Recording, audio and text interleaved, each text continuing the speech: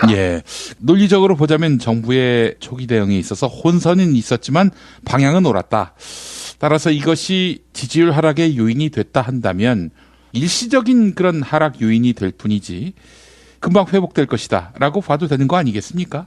저도 그 점은 동의하고요. 그러나 역시 우리 김영민 씨님 말씀하셨던 대로 무서운 민심이 있다는 사실 자체는 저희가 좀 명심하고 정책을 잘 짜야겠죠. 어떻게 짜야 되는 겁니까 그러면?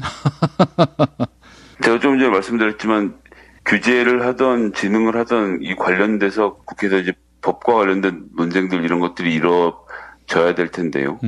현재로서는 가상화폐 관련돼서는 박용진 의원을 제외하면 마땅한 법안을 내놓는 의원들이 없고 이 부분에 대해서는 좀 더 논의들이 많이 이루어져야 되는 부분이라고 봅니다. 그런 가운데서 이제 전 여러 가지 안전장치들을 마련하고 돈 세탁의 도구로 쓰이는 것은 막아야겠죠. 그리고 또 한편으로 조금 전에 말씀드린 대로 이제 중국발 큰손들의 움직임에 따라서 시장이 좌지우지되고 있는 것도 역시 현실이기 때문에 그런 점에 대해서 개몽할 부분들 개몽하고 또 알려야 될 부분 알리는 것 이런 작업들이 좀 같이 병행되어야 한다고 봐서요. 예. 근데 실제로는 뭐 지금 보니까 여론조사상으로는 20, 30대에 꽤 많은 퍼센티지의 사람들이 가상화폐에 대해서 알고 있고 투자한 경험이 있다고 나오고 있는 것이 또 사실이지 않습니까? 예.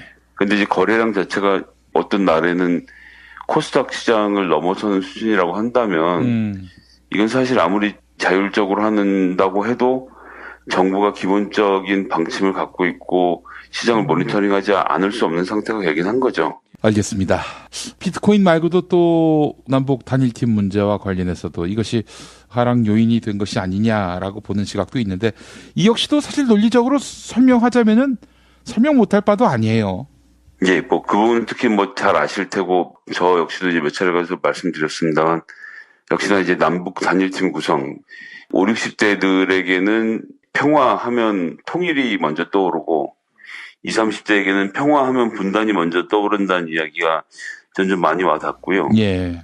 그런 세대적 정세 괴리감이 있다는 사실을 좀 잘 살펴보는 것이 정치권에 좀 필요한 일인 것 같고요. 그리고 한편으로는 또 지난 9년간 이명박근혜 정부를 거치면서 냉전에 모두가 좀 격화되어 있는 상태 아닙니까? 예. 그런 가운데서 나온 여론이라는 점도 좀 같이 들여다봐야 할 것이고, 근데 저는 이 문제와 관련돼서는 문재인 정부가 끝까지 추진해야 한다고 생각하고요. 그리고 이제 단일팀이라든지 공동 입장이라든지 어쨌거나 평창올림픽을 평화올림픽으로 확대 발전시켜 나가는 작업들은 중단하지 않고 진행하면 그것에 따른 여론의 변화 반등 역시 있을 것이라고 봅니다. 그렇기 때문에 어쨌거나 한국이 국제사회에서 인정받고 더 잘 나가는데 가장 큰 걸림돌은 역시 분단이라고 볼 수 있거든요. 이 문제에 대해서 어떤 식으로든 답이 나와야 하는데 많은 분들이 걱정하고 계시는 게 김정은이 이런 식으로 시간을 번 다음에 다시 또 핵공격을 해오는 것 아니냐, 핵실험을 하는 것이 아니냐는 말씀들을 하시는 것을 저희들도 많이 듣고 있습니다. 그리고 또 그런 우려가 아예 없는 것도 아니고요. 그런데 이제 거꾸로 올림픽 기간 내내 냉전 모드로 간다면 그럼 실험을 뭐 그것은 더 늦출 수 있는 방법이 되겠느냐라고 문다면 저는 아니라고 보고요. 그리고 북한이 지금 와서 남북 간의 대화에 기대를 갖고 있는 것, 그리고 평창올림픽에 참가하는 것, 이런 것들을 좀 더 같이 봐야 된다고 보는데요. 어쨌든 미국의 특히 트럼프 대통령의 알 수 없는 대응, 도대체 강경하게 나갈 것인지 나가지 않을 것인지에 대한 정확한 답을 알 수 없는 상태, 그리고 트럼프 대통령의 예측 불가능한 정치 때문에 북한이 미국의 어떤 반응을 예측을 하고 핵실험을 계속 추진하는데 무리가 걸린 것이 사실 현실이거든요, 지금. 예. 그런 상태이기 때문에 남북 간의 대화를 통해서 완충 장치를 만들려고 하는 작전이 같이 들어있다고 보는 겁니다. 그러면 남북 간의 대화를 통해서 완충 장치를 만드는 것이 꼭 나쁜 것이냐라고 하면 그렇지 않다는 거죠. 이렇게 해서 시간을 한두 달 더 번다고 갑자기 핵무기가 뭐 만들어지거나 만들어지지 않거나 할 문제가 아직은 아닌 상태이고 ICBM의 대기권 진입의 문제라든지 이 사거리 그리고 경량화 등 아직 북한이 넘어야 하는 산이 많기 때문에 예.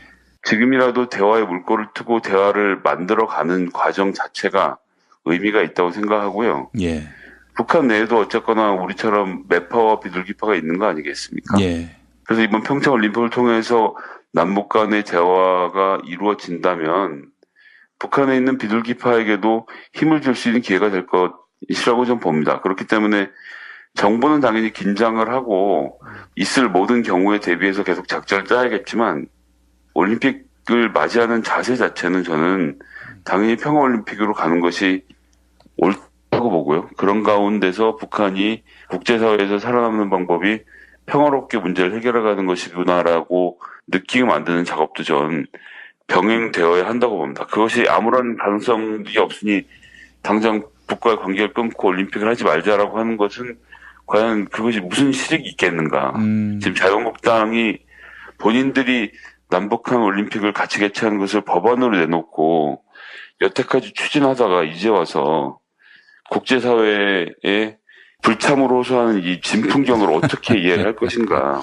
예. 모든 사람들이 국익을 위해서 다 임을 다 보내야 한다 생각을 하진 않지만 최소한 자유한국당은 지금까지 평창올림픽을 준비해오면서 본인들이 여당일 때 취했던 스탠스 정도는 유지해야 되는 것이 아닌가라는 그런 말씀을 드리고 싶죠. 그래서 말씀드렸습니다만 역시나 이제 남북 단일팀 구성 5, 60대들에게는 평화하면 통일이 먼저 떠오르고 20, 30대에게는 평화하면 분단이 먼저 떠오른다는 이야기가 전 좀 많이 와닿고요. 예. 그런 세대적 정세 괴리감이 있다는 사실을 좀 잘 살펴보는 것이 정치권에 좀 필요한 일인 것 같고요.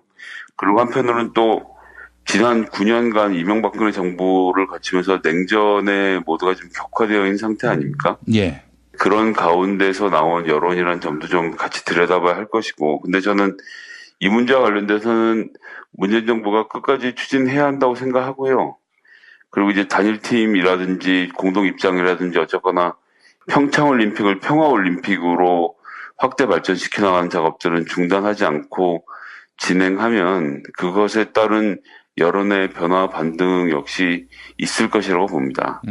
그렇기 때문에 어쨌거나 한국도 없는 상태, 그리고 트럼프 대통령의 예측 불가능한 정치 때문에 북한이 미국의 어떤 반응을 예측을 하고 핵실험을 계속 추진하는데 무리가 걸린 것이 사실 현실이거든요, 지금. 예. 그런 상태이기 때문에 남북 간의 대화를 통해서 완충 장치를 만들려고 하는 작전이 같이 들어있다고 보는 겁니다. 그러면 남북 간의 대화를 통해서 완충 장치를 만드는 것이 꼭 나쁜 것이냐라고 하면 그렇지 않다는 거죠.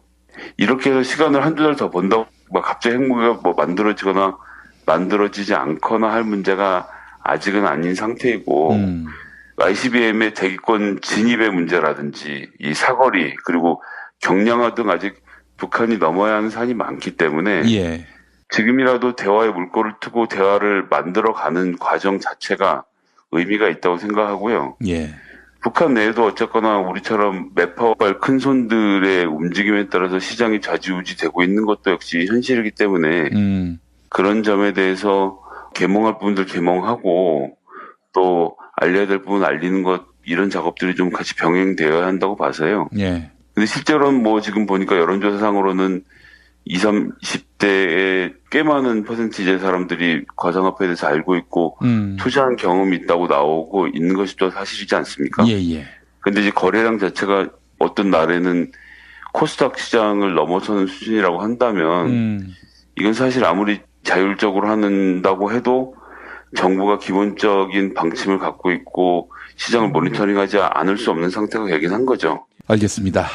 비트코인 말고도 또 남북 단일팀 문제와 관련해서도 이것이 하락 요인이 된 것이 아니냐라고 보는 시각도 있는데 이 역시도 사실 논리적으로 설명하자면은 설명 못할 바도 아니에요.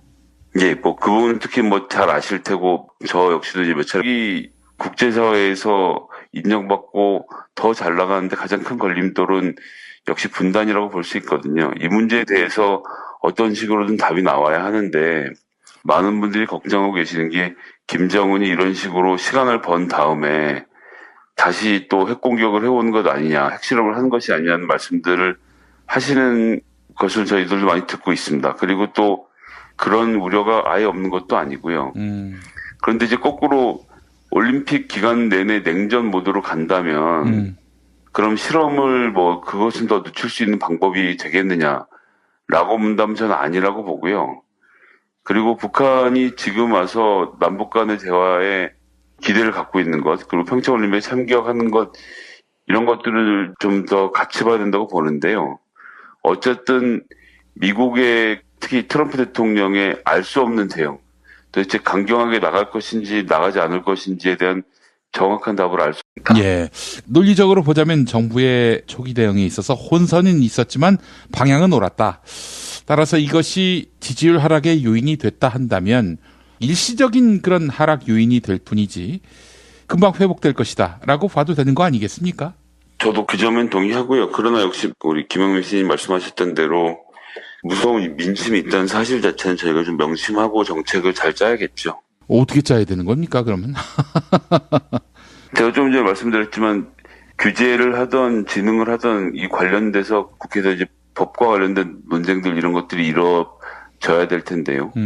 현재로서는 가상화폐 관련돼서는 박용진 의원을 제외하면 마땅한 법안을 내놓는 의원들이 없고 이 부분에 대해서는 좀 더 논의들이 많이 이루어져야 되는 부분이라고 봅니다. 그런 가운데서 이제 전 여러 가지 안전장치들을 마련하고 돈 세탁의 도구로 쓰이는 것은 막아야겠죠. 그리고 또 한편으로 조금 전에 말씀드린 대로 이제 중국